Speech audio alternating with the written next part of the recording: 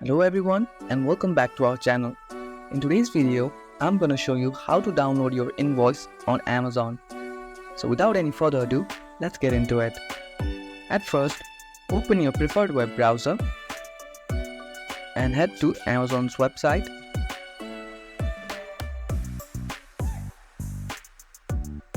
Once you're in the website, simply click on the profile icon at the top right corner. Here you can see your orders and beside it you can see all option. Click on it. So here you can see I haven't made any orders.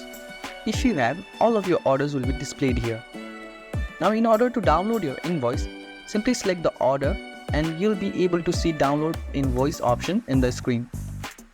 Simply click on it to download the invoice and that's it. That's how you can download your invoice on Amazon.